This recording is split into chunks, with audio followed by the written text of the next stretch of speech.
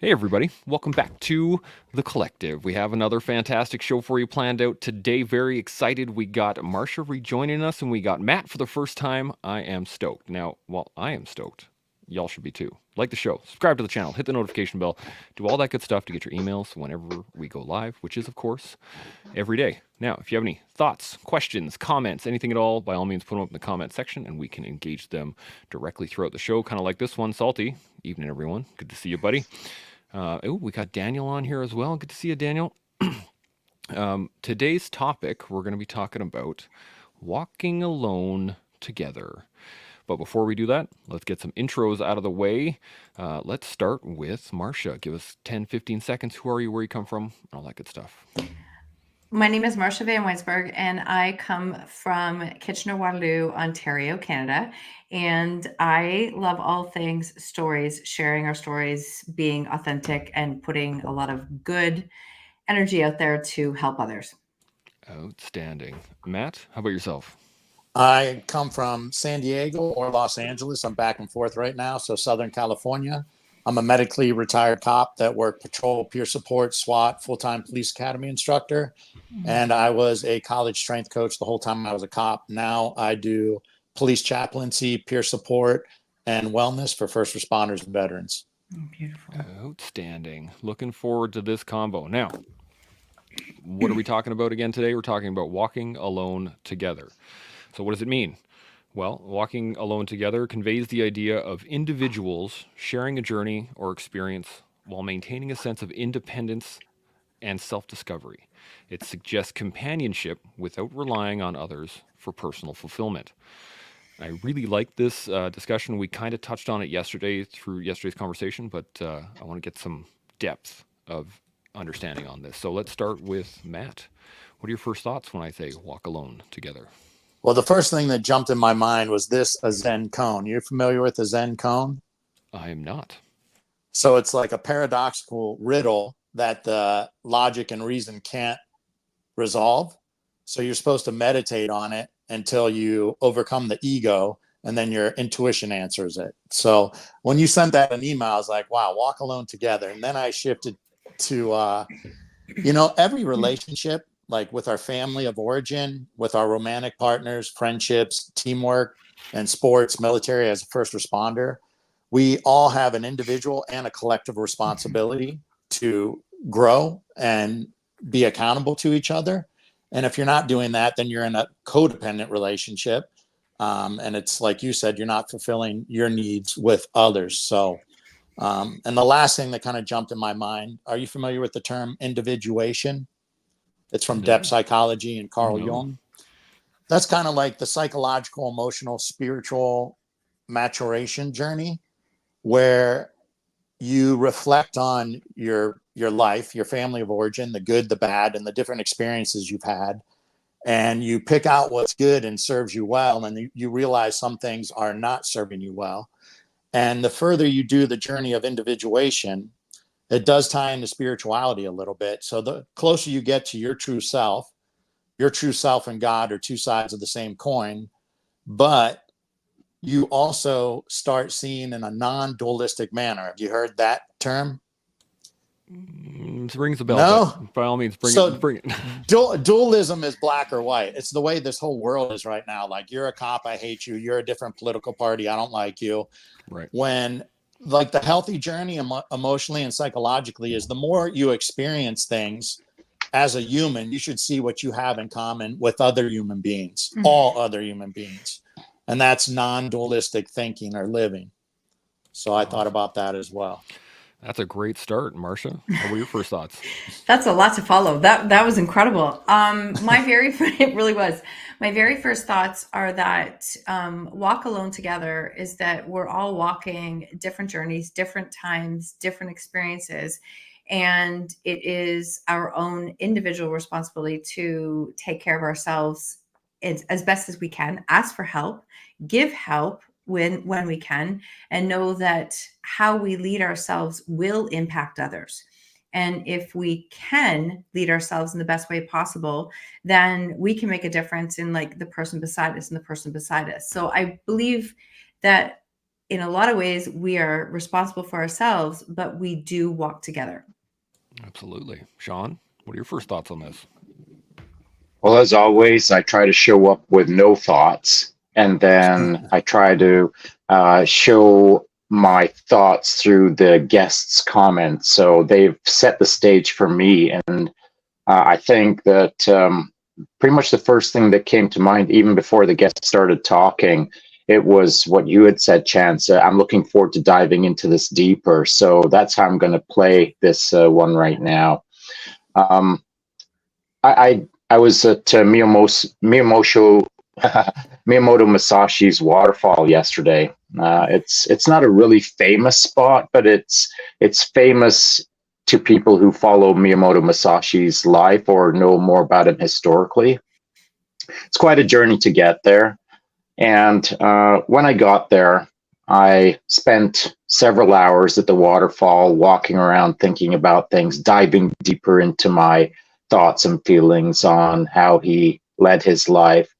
In regard to walk alone together, Musashi was a Ronin, and that means he had no master.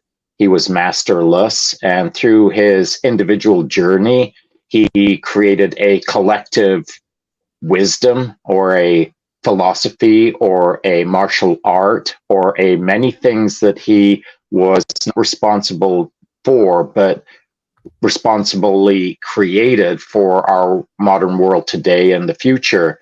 Now, whether you ascribe to him or not is immaterial. What it should illustrate is that a Ronin or a masterless man can walk through the world and have a ripple-on effect out into the world. Now, how am I going to tie that into my life? Well, I put up a little video on my Instagram site this last night, and it was only a short clip, and it was just me hanging out at the waterfall. I'm not very good at social media, so I just put my phone on a little, a little iron urn, and then just kind of hung out at the waterfall. And I just clipped out a little piece of the long period of time that I spent there thinking about the world around me. And one of my old-timey friends, Tim Turner, had put up a comment into that video that said, I remember reading Miyamoto Musashi's book back in 2 Commando. Tim and I served together in 2 Commando. And that book that he probably read was the book that I owned and passed around the commando at that time. So that's over 30 years ago. And what is interesting is Tim saw that video, made reference to him remembering reading the book, probably my book, that has led me to 30 plus years later, standing at Musashi's waterfall and thinking about how the threads of time connect us all in our own collective journeys, though we all walk to some degree a Ronin lifestyle, or at least we did back then. So those are my first thoughts. Man, this is going to be a good conversation. I'm liking this already. I love where this is going. Matt, you got any thoughts on anything that's been said so far? Well, something jumped out too that I think might relate. Have any of you heard of the hero's journey, Joseph Campbell? Yes, indeed. So, we all have to leave our comfort zone, and we end up journeying by ourselves. But along the way, as we face challenges, we're going to have mentors and peers and foes. But ultimately, it's the individual that has to do that journey to get the gift to bring back to their community. So that's one thing that jumped in my mind. I like that. Marcia, you got any thoughts on this? I was going to piggyback on that in the sense that, like, how we lead ourselves and what we do and healing ourselves and doing that journey, it can ripple far, far further and longer and distance than we ever know. And all of a sudden you're hearing something that, from 30 years ago is now you're seeing some dots connect. And I just think that's just beautiful. Like, we don't realize the full impact of how far our actions can reach, and our kindness, our gestures, whatever that is, can reach. And we might never know. And that's not why we do it. But when we can see afterwards that when we do that work on ourselves and we show up as our best self, we can make a difference that is going to reach much further past us than what we could ever imagine. So I just could see this visual of the threads and how incredible the threads are, and that you don't even know who that is that you might be impacting. Absolutely. Shaun, you got any additional points to this? Yeah, as a follow-on to that, I threw up in my Instagram stories, which of course only exists for 24 hours, a photo of me standing next to there's several shrines. In fact, there's 8 shrines around this waterfall, spread over the distance of about 1 kilometer. And one of the shrines is where Miyamoto Musashi had his 3rd duel with the clan here in Kyoto back in the day, of course. And what he had done, it was quite a famous clan for their swordsmanship. In fact, they were the most well-known, and they were regarded as the best clan in Japan for sword fighting, so much so that they were responsible to the emperor to teach his royal guard and etc. And so Musashi showed up in the area and fought the head of the clan, because back in the day, that's what you did. And he kind of sorted that out. And then the second guy from the clan showed up and said, okay, now I'm going to avenge the head of the clan. And that didn't work out too well either. And of course, these duels back then, they were to the death at times. And so the 3rd duel, which was the site that I stood at yesterday, was a duel where the 3rd member of the clan, who was by all accounts, was a 12-year-old boy. And, you know, history's a bit wishy-washy. It's going back several hundred years, so it's not precise. The 12-year-old said, right, now it's my turn.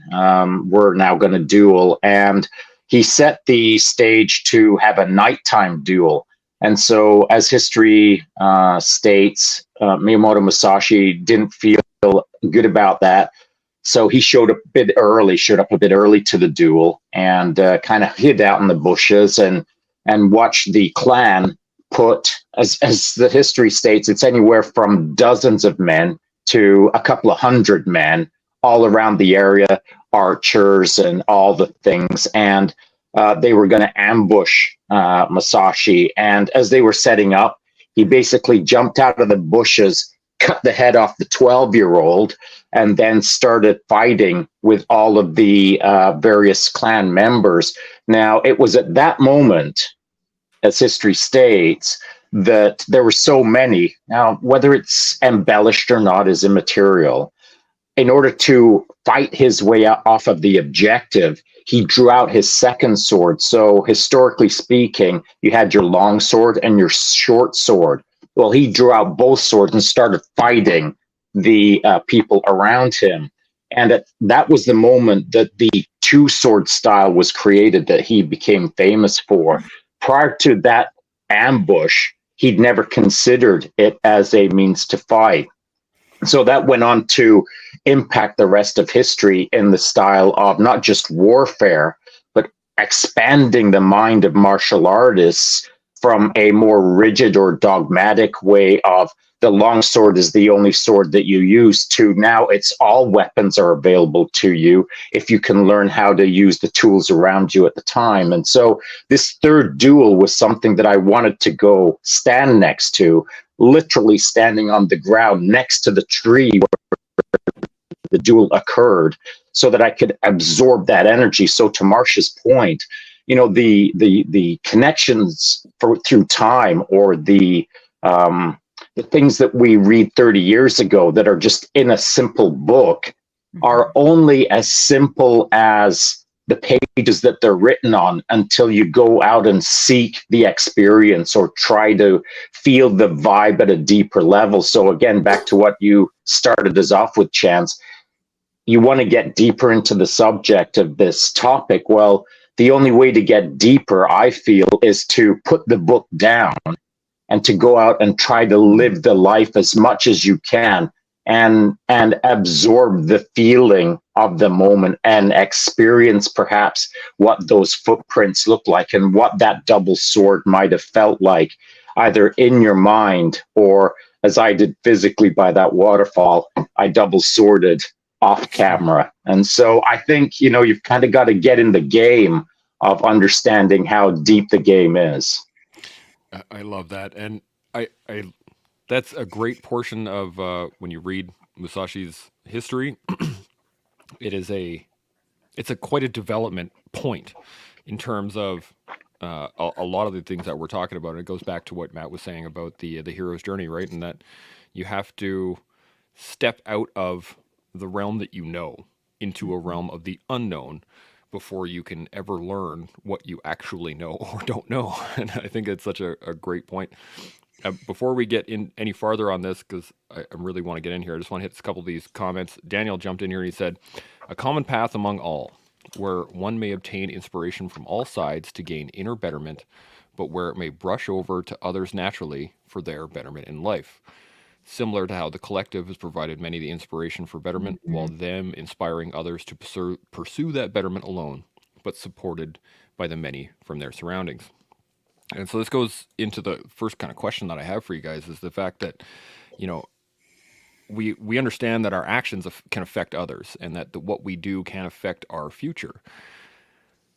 But we also still need to be present in the moment. We can't live our lives constantly thinking about, oh, well, if I do this now, it's going to do that later.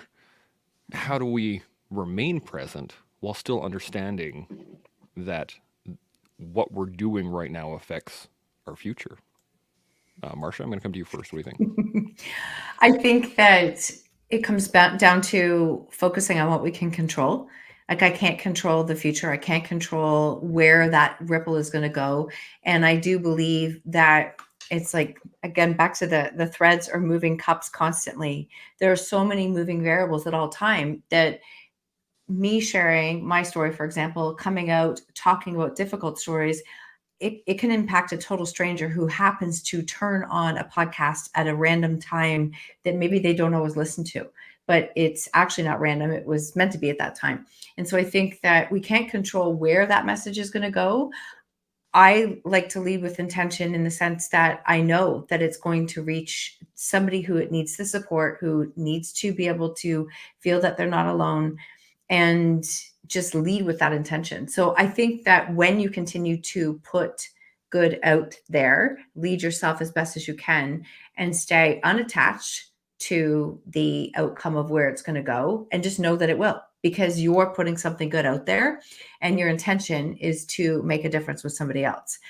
I think then that what comes back to us, it's not going to come from that person that we impact. There's another person who's leading away and doing something else, and that is going to reach and cross our path. So I think that standing in a space of putting something good out there, expecting it to come back, the second we get tied up in the expectations of it is when it's not genuine, it's not with good intention, and it's not how we can best lead ourselves.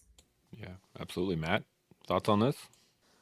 So remaining present in the moment with not getting caught up in the future.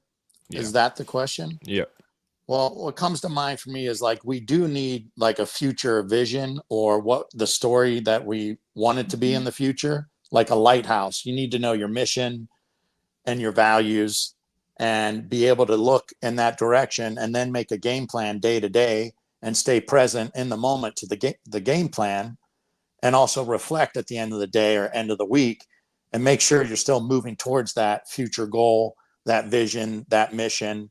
Are you acting in a way that lives out your most important values and beliefs? So I think you do have to think a little bit about the future, make a game plan, and then stay in the present day to day, taking action steps.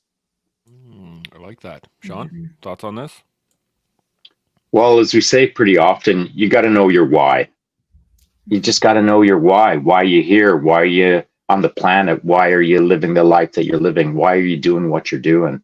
Just figure out your why, and then how to move into the near future or your visualized outcome that you're pursuing, whatever that means to you, and whatever velocity you want to set for that. But for the broader subject or the broader question, I think, is going back to, I'm thinking about Tim Turner making his comment from him reading that book over 30 years ago. When he made that comment, I didn't just like shrug my shoulders and think, yeah, well, of course, bro. Yeah, that was my freaking book. I get it. What I did think was, wow, like I hadn't really put two and two together. I hadn't really thought about these kind of things. I hadn't considered that by me buying that book a long time ago and then passing it around the commando, that it would impact my friend, that somehow many decades later, he would drop a comment in a freaking Instagram story post that I'm now podcasting in. I mean, who could visualize that? I mean, put someone in front of me who could create that story and convince me that that was gonna be the outcome of buying a book.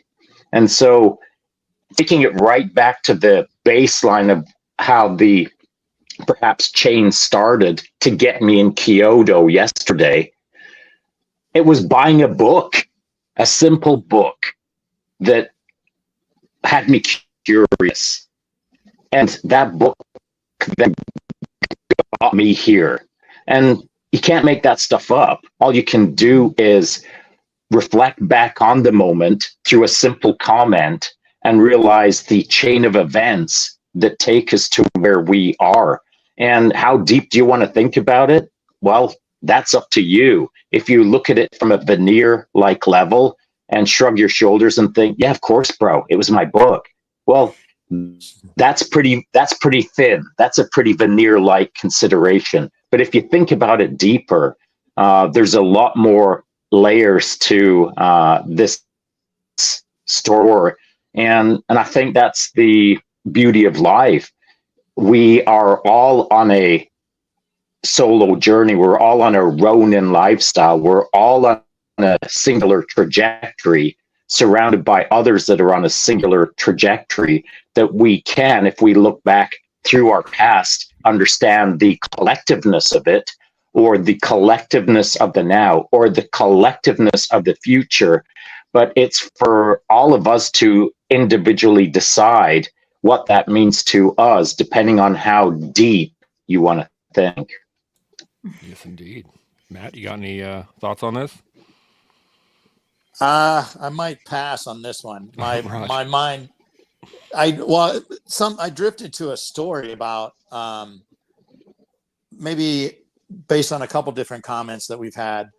I help facilitate retreats, and years ago we used to do them on Orca Island for Seattle PD, Fire, LAPD, and smaller agencies out of LA. And we would travel up there, and we just kind of called it a peer support retreat, but we had, psychological tools, spiritual tools, but you don't use that language because then people stigmatize it. We did a bunch of, breath work, meditation, acupuncture, massage, gratitude practices, covered some stoicism. And on the plane ride back, there was this fire captain sitting next to me. And he's like, man, I can't wait to get back to the firehouse and implement all these things I just learned. I can't wait to share this with my wife and kids and teach them all this stuff. And I had forgot what I told him. But the next year on the flight out to the same retreat, he had a notebook and it said WYOSF. And he said, hey, here's everything I've been working on in the last year that you taught me on the retreat. And I said, I have no idea what WOYOSF is. So that must have been something Dr. Becknell taught. And he said, no, I was telling you how I was going to implement all this stuff at the firehouse and with my family. And you said, work on your own stuff first. I used another word for stuff, but we can't cuss on this one. So work on your own stuff first. And then as you experientially have lessons that change you, because it's not information. We have all this PowerPoint training that will put, say, first responders through, maybe even veterans, on PTSD, addiction, suicide, like PowerPoint information, but there's like no experiences of how to better handle those things and, say, train the parasympathetic nervous system and give them those experiences. But as we work on our own stuff, we will be role modeling to others And then we have a much greater impact than preaching or trying to teach others. And then there's even science behind our hearts and our brains put off energy. It's legit. It's not like aura. If you look at the heart rate variability company called HeartMath, they have a lot of research on, humans as well as humans with their dogs. And we literally put off electromagnetic waves that influence the people around us. So we need to do our own work experientially to make changes for ourselves to better influence others. And I don't know if that directly relates, but that's kind of what was going through my head. Absolutely. I love that. Marsha, you got any thoughts on this?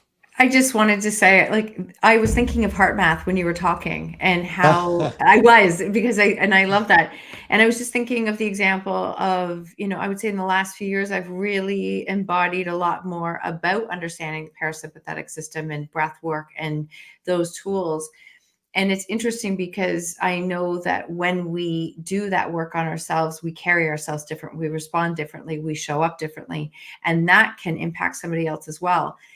And then when you're doing that individually is one thing. And then when you're collectively getting together to do that kind of work, it's only amplifying the energy that's there. So it's having an even deeper, profound impact on the people in that area. And I think that even outside of an exercise like that, that's what can happen with humans around us, is when we learn how to tap into that ourselves, lead ourselves as best as we can.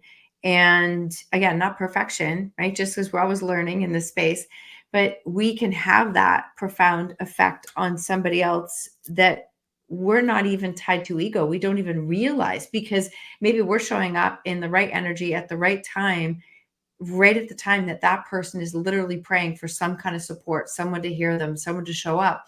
But we're not stuck in our heads of, thinking too much, and we're actually like just dropped into our bodies.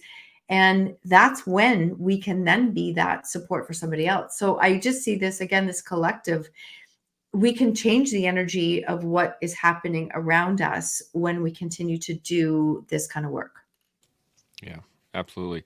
I got a couple comments here, but I just wanted to touch on the fact that, everything we've talked about so far is really, it's about the message that we're exuding, not so much that we're saying, but it's in everything that we do. It sends a message out to those around us, and that message, if it's clear, that other people can pick up on it. I was saying to Shaun the other day that when you're sitting in a room with him, there's a presence. Like you can feel it when he is in the room. And other guys from Tier 1 units and Special Forces dudes and SWAT and all these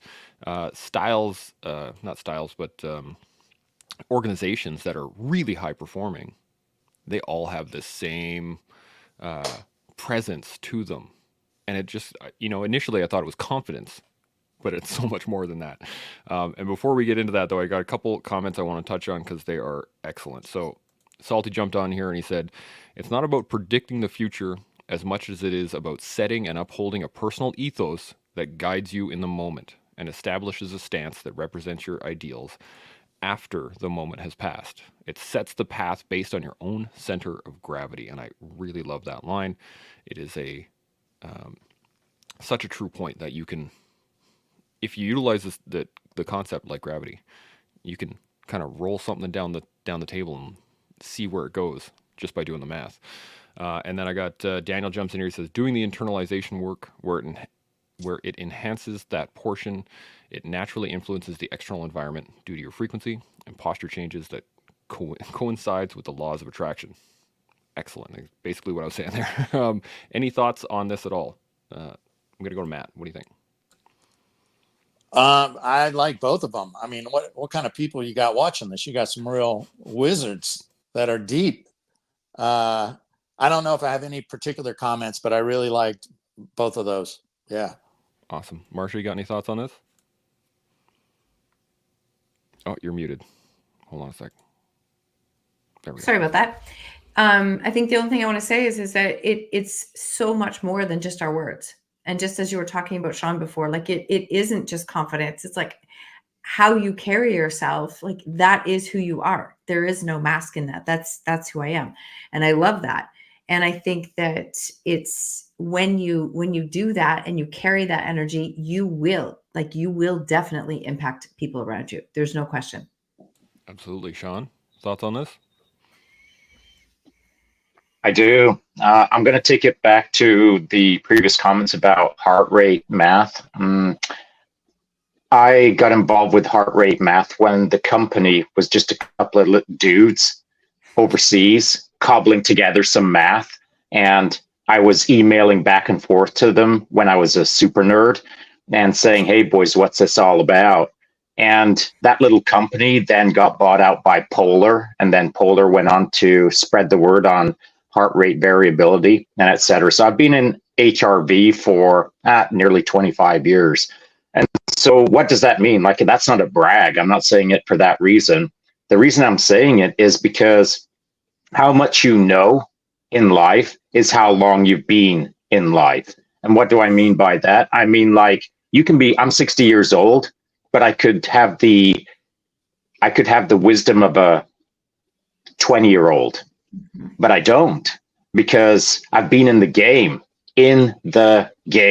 of the things that fascinate me. So when I left tier 1 and I wanted to keep on tier 1ing life, I started looking around for things that were tier 1-ish. And that meant cutting edge. That meant bleeding edge. That meant the freak show stuff. And so that's why I was emailing back and forth with a couple of dudes over there in Finland and saying, what are you two all about? And so you got to get in the game of life to understand where you can go in life. At that time when I left tier 1, I was literally Ronin. And so I had no master. I had no direction. I started walking the world. I went to many countries to stand on Machu Picchu, to stand in front of the pyramids, to stand in front of blah, blah, blah, to meet this guy, to talk to that guy, to sit down next to her, to figure out the world around me at a tier 1 level, as I've always tried to do, whatever that means to anyone out there. I was seeking, I was adventuring. I wanted to understand the world at a deeper level. I wanted a velocity in my life that met the velocity of the life that I just come out of. Now, did that make me unique or special or extraordinary? It did in context of Shaun, not in context of anyone else around me. I wanted to be a better version every day versus Shaun the day before. And that meant that I had to seek, I had to think, I had to go deeper every day on the world around me, this journey that we're all in. So as a Ronin, as I bounced around the world seeking, I bumped into a tiny little company in Europe called HRV. And so the ring on my finger that I've been wearing for over 5 years does HRV on me every night. The first thing, not the first thing, but one of the first things that I do after I crack out my knuckle push-ups is I check my stats. I check my HRV to better understand not what this ring is telling me, but contextually what's going on in my life versus the years of data that I've got on HRV. So what do we know about ourselves? The only thing that we know about ourselves is how we contextualize ourselves against how we've been paying attention to life and what we've got going on in the now and maybe what we hope for the future.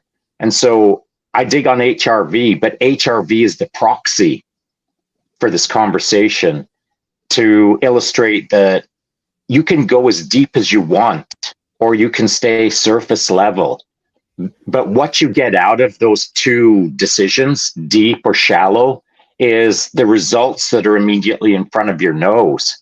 What you know now is based on what you did then. What you'll be in the future is based on what you do now. And so I think that like our individual lives are perhaps a they're our journey, but now to the point of what we put out or how we impact others or the vibe that we give off. Well, just before I jumped into this live chat, a guy who was also in special operations shot me a quick DM and said, "Bro, I hope you're absorbing the energy while you're at that standing next to that statue of Miyamoto." And my quick response to him was, "Bro, I'm absorbing it all." And I think that's key, man. You've got to absorb it all. This journey, you can absorb 30% or you can absorb 100%. And I think that some people believe that the journey that we're all in is a journey that doesn't offer much at times, but it offers it all. You've just got to put up your radar. You've just got to dial the volume up to 11. You've just got to go all in and understand that this game that we're all in right now is up to us to decide how much we absorb right now. And so as he made that comment, and I quickly shot him back, "Bro, I'm absorbing it all." It's not just for me. Like, I was absorbing the energy next to that statue for Shaun and for the Shaun that exists in this cooperative world that we all exist in, so that others around me not can benefit in the future, but can feel the energy that I absorbed at that moment. In the future, they'll feel that energy emanate off me. Now, is it going to be like some sort of force field sizzling all around me? Well, that's for you to decide. But what I will say is this, that the Shaun of yesterday, before he went on that journey, was a different Shaun than this Shaun today. To what order of magnitude? And that's for me to decide. And that's for others to determine in the future, I suppose. Absolutely. Marcia, you got thoughts on this? I can see your brain working. What do you got? My brain is going like crazy. I just love it. Like, I absolutely love. I was immersed in that conversation. So thank you, Shaun, for sharing it the way that you did, because it does ripple out and it does affect like more and more people.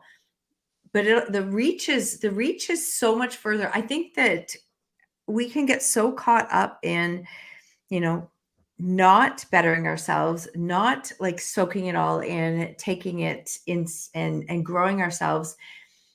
And then we look at the people who are closest in our life and we think that, that's not making a big difference, or they're not helping me to grow, or whatever that is. When I often say like this who we can become can impact people we haven't met yet. Like, we haven't even met them yet.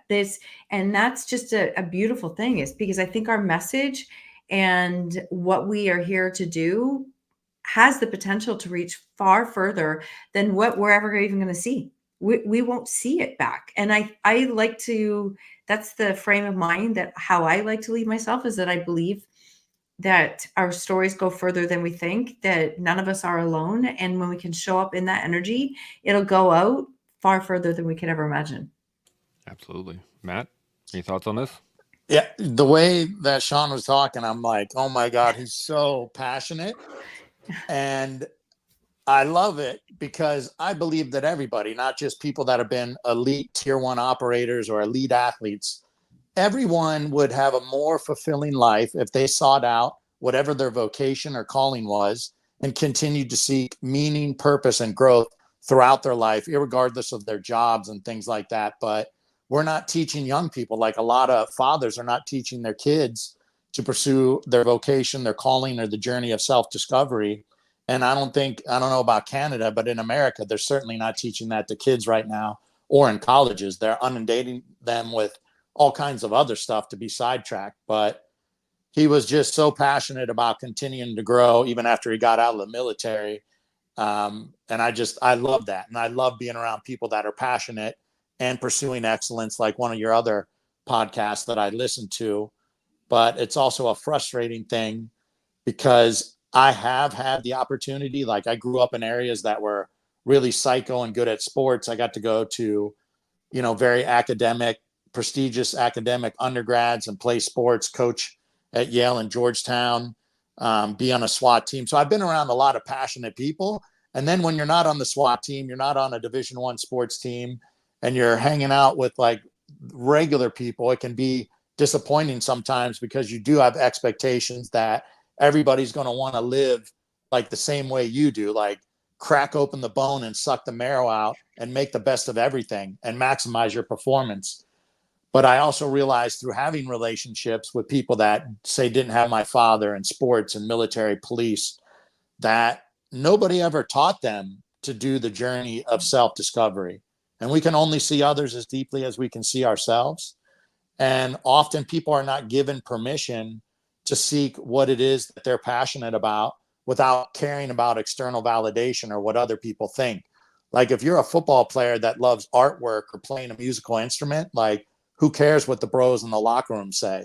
Like pursue that passion. You like gardening, you like whatever things that people may say are woo-woo or soft. But I think every human being has a vocation or calling to serve some kind of purpose in their life, whether it's in their relationships or in their career. And there's things that if they were to pursue, self-growth, even through the pain, adversity, and suffering and the hard things, which we're not teaching how to do that, they're going to have a lot more fulfilling and satisfying lives. So those are things that were just popping up for me, like, wow, so nice to be around somebody that's that passionate. And then my mind goes to, why aren't we teaching that? And how did he get it? What's his story that allowed him to go tier 1 and then influence that he's not going to just step out of that and let himself fall apart or be attached, unfortunately, to the identity of that and like long for that, even though that chapter's over, because a lot of veterans and first responders retire. And then that's when the alcoholism comes in, the depression, and they're hanging on to their identity with what they were doing before. So, yeah, this is we've talked about that many times actually on the show. We've got into those specific questions a number of times, and the reason we do it over and over again is because we have different guests, we have different points of view, we have different angles to look at it from and to engage it from. And one of the things that really caught me, actually, Shaun, on your video, I commented on it afterwards, and I said, standing in the footsteps of giants. And I think that is kind of a key point that we're talking about here, especially in this concept of, walking alone together, is that's part of it, is to be able to sit inside someone else's footsteps and take in that moment.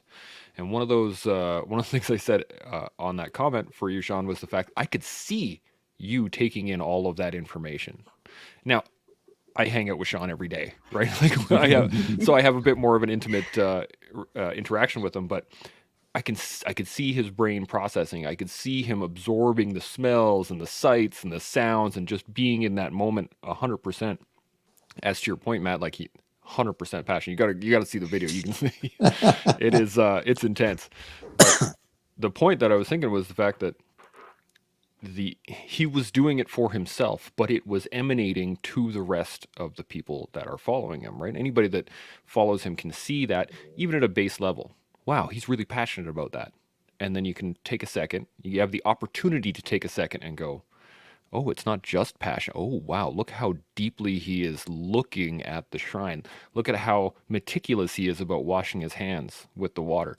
Things like that, where the depth of thought or the depth of the moment allows for the depth of thought, if that makes sense. And I think that is something that, to your point, Matt, what you started off with on your story was take care of your own stuff first, right? That's the same concept, at least in my mind. Shaun, what do you think? Well, something that Matt had said that fired off in my brain, a little story that I don't think I have really told. It happened in Singapore. My wife she had a day off because she was, the following day, she was running the Singapore Marathon. And so I just rented a bike and went for a ride. I rode around Singapore for 3 hours like a freak. And I ended up at a spot, a tiny little spot that I got recommended to me by a dude. And I was standing in front of it, kind of eyeballing the world around me. And there was a Singapore police sergeant. And I just walked up to him and said, "Hey, man, how you doing? Do you mind if I ask you a quick question?" And of course, he aligned himself with me, pointed his body camera at me to make sure that nothing was going to go down that wasn't recorded. And he said, "Sure." And I said, "So I don't know the area. That's my bike right there. I'm looking around for a place to eat. Where would you eat?" And he said, "Well, what are you in the mood for?" And I said, "No, what would you eat? Where do you go? Where would you have lunch?" And he kind of looked at me like, now I'm not a tourist. Now I'm a guy who's interacting. Now I'm a guy who's showing interest. Now I want to follow in his footsteps. And so he said, "Okay, go in there, go left, go right, go left, and stop and look for something called soup tulang." And I said, "Roger that. Thank you, brother. And by the way, thank you for your service." 180'd, bounced, went into this place, stood in front of it, and didn't know what I was ordering. Walked up to the three characters that were working super hard in this tiny little food stall. And I said, "I'll take a soup tulang." And they all looked at me and said, "Okay." And so I didn't know what I was ordering. I got this big plate, really rich, red, deep gravy, complex, really sophisticated, kind of like a curry almost, but not a curry as you would think of it in North America. And 4 big mutton bones, big honking bones. So the big meaty portion, not a lot of meat on it, but the big meaty portion typically. And then think of it as almost a long carrot, marrow bone sticking out of it, and a straw. And you put the straw into the marrow bone. I've got a photo of it. I think maybe I put it up on my Instagram story, so no one will get to see it now. But the straw goes in the marrow bone, and you just suck the marrow out of this big bone. And the 3 characters behind the food stall were all about it, watching I was the only dude there that was like not a local. And so I got to town on these 4 marrow bones, and it was freaking awesome. And so how did I end up sucking marrow out of a mutton bone in a tiny little food stall in the middle of Singapore in a spot that I shouldn't have been in, other than I followed my nose with a little bit of curiosity? And I think that life is as rich as you make it, as I've said previously. You know, if you have a curious mind and you have an adventurous spirit and you're willing to put in the work of doing rather than thinking, somehow you end up getting a recommendation on sucking marrow out of a mutton bone from a Singapore sergeant, in the middle of the afternoon. And so I think that it's almost a proxy for the topic that I'm now going to bounce into, where I want to flippity flop the script and put this back to the guest, because I'm curious as to your opinions on this. So I like to follow my nose. I like to be curious about the world around me. When we were in Malaysia for a month before we went to Singapore, and now, of course, we're in Japan. The last spot that we were in was a city called Malacca, which is on the Strait of Malacca.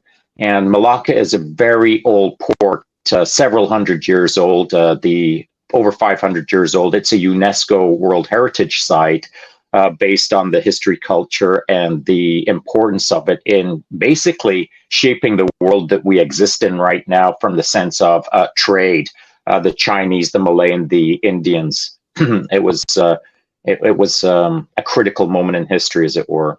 And so what's the relevance of that? Well, in Malacca, there is a large hill. The hill, on top of the hill, is a church. The church, previous to the church existing, it was a fortified area. It's a small island, and it was wrapped around Malaysian fortified, which was then taken over by the Portuguese, then by the Dutch, then by the British. And so this church got built up on top of this hill. And it was for St. Francis Xavier. And so we spent a couple of hours up there walking around, looking at things, and not just looking at things. I don't want to say my wife doesn't vibe like I do. She looks at things, I vibe on things. I mean, I'm looking at the history, I'm reading all the things, I'm learning all the things, I'm fascinated by all the things, of course. But to the duality, perhaps, or the non-duality of things, I also coexist with my experiential self. I try to absorb information, but I try to absorb the vibe. A lot of my life is led by vibe. Now, I wouldn't categorize myself as a religious man, but I would categorize myself as a spiritual man.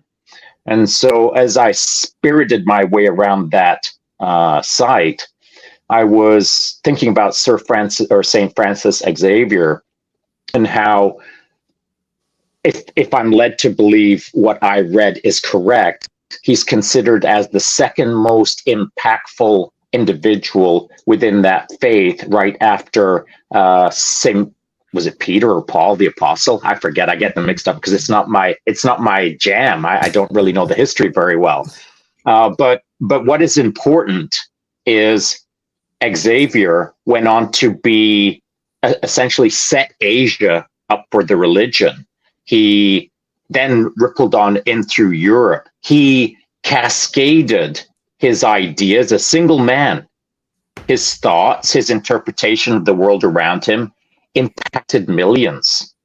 And I believe that at the time, or at least I feel that at the time, that dude wasn't all about, I can't wait to impact millions. It's going to be awesome. I think what he did probably was just walk his walk and talk his talk and do his thing without the understanding of how it was going to exponentially grow across many countries and across many centuries. And so now I've set that stage. I'm going to hand this back to the guests for their opinion. As I was standing up on that hill, I started thinking about, wow, like that dude's me and I'm everyone else. There's no difference between him, me, and the guests. But the choke point for me is this. When I walk my walk and I talk my talk, I'm not trying to be Xavier. I'm just trying to be Shaun. And my imposter syndrome or my mind or something within me states that, well, I can't have that impact. In fact, what it does state is I don't want to have that impact, because who am I to do that? And so that said, what are your thoughts on how as humans we limit ourselves to maybe not want to be that? I know there's people who do want to be that, but that's not me. I don't want to be that. So what are your thoughts on that? That's a very good question. Matt, why don't you start us off? Well, I think St. Francis of Xavier is a Jesuit. I'd like to look it up, because if he's a Jesuit, they're a pretty cool religious order in the Catholic Church. But I imagine, like Shaun said, is that he wasn't like, when those types of people are people that are, as far as outside of our capitalist corporate America, people that are pursuing excellence in their passion and their true self, the journey of self-discovery to be their most true self and find their calling, are not thinking about being popular or famous or the impact I'm going to make 100 years from now when somebody reads the memorials at a church about the life I led. They're just focused on living their true self and living out whatever their calling is. And I think it's a beautiful part of the story. Like I said, the more we grow up emotionally, psychologically, spiritually, we should see what we have in common with all other human beings, rather than this dualistic, like, we're different, so therefore I'm going to hang out with my tribe, your tribe sucks, and let's battle. And so it's beautiful that you're not a Catholic, I assume, but that guy resonated or vibed with you. And if he is a Jesuit, it's called Ignatian spirituality. St. Ignatius is the one that started the Jesuits. And their spirituality is a lot of contemplation and action. So there's a lot of very meditative and reflective type prayer practices, as well as they demand that you take action and go in the world and make a difference. Because there are some monastic traditions where you just stay in a monastery and you pray and chant and sing for the world, and that can be an honorable thing. But then the Jesuits and other religious orders are like, yeah, pray and chant and meditate and study the scripture and other great works of spirituality, and then take those lessons out into the world and make a difference. And they're very applicable to other Christian denominations and even other religious traditions, if that makes sense. So, Absolutely. Marcia, thoughts on this? Deep topic. I think that in response to what Shaun said is the fact that who's to say that the impact and reach that you will have and continue to have, Shaun, is far surpassed what you could imagine. And so, but you're not going out with the intention of that. I do want to, and yes, some people do want to impact millions, and there's nothing wrong with that. But it's this piece that, like, by you leading yourself and by you actually, asking that police officer for, where to go, what to eat. What's interesting is that, like, he was seen. And so when he was seen, he was valued. And then, then it builds this connection that's there. And I think that's a beautiful thing. So I think we all have the potential to make a massive difference in the world. It's never going to happen until we learn to lead ourselves first. And I think that when we look at stories like that, maybe they never wanted to have as big of a reach as what they did, but that was as a result of how they chose to show up every day, how they led themselves, and what they put out into the world. So I think it has the potential to be more than we could have ever imagined. But when we lead with it being, I want to do it from that level, I think we lose some of those beautiful connections along the way. Like, I love having connections with the person in front of me at the grocery store, the person, that I meet on a walk, we'll stand and talk. And one of the things my husband's always joking about, like, how can you go so deep so fast with somebody? I'm like, I love that. Like, I love doing that. So I think that, when you do that with people and you allow them to be seen and you build that kind of connection, that could have been the highlight of his day. And he then turns, and now his next connection is very different, how he treats somebody else. Like, that's the beautiful part about the ripple effect, is you don't know where it's going to go. But when you change someone else's day, then all of a sudden it will impact someone else along the way. Yeah.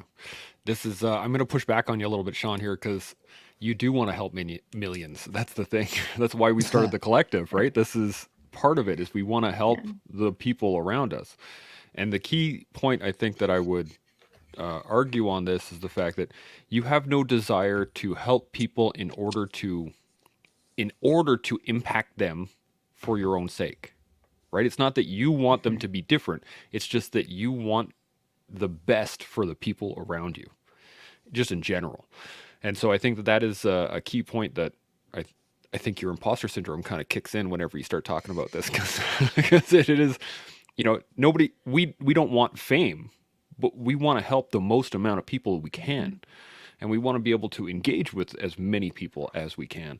And I think that is kind of part of what it is to be a leader, what it is to be, to go to the topic of the day, to walk alone together, is that we're here.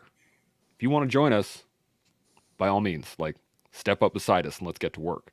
But I'm going to keep walking regardless of whether or not somebody joins me. And I think that, at least in my mind, that's kind of the heart of what we're talking about today, is that we all have our path to go on, but that path can be walked next to a lot of other awesome people. And we are running short on time here, and I would love to sit for another hour and talk about this, because I think we probably could spend multiple days getting into this one.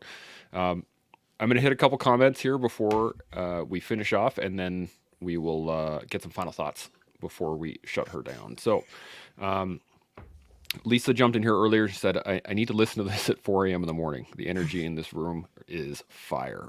It has been, absolutely. Daniel jumped in. He said, when you think the levels of the collective mindset game are already high, they bump it up. December has been amazing. That's fantastic. Thanks, Daniel. Lisa then jumps back. I'm at work taking care of a client right now, and I was waiting for this tonight. Thank you, everyone.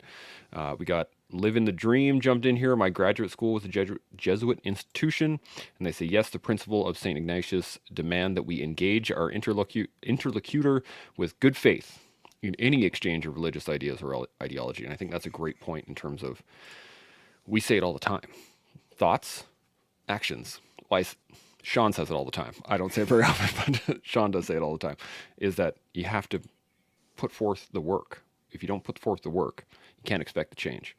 So let's get some final thoughts on anything at all that we've covered over today, but it has been awesome. And before I do that, I just want to thank you guys, because it's been awesome. Matt, Marcia, Shaun, fantastic conversation.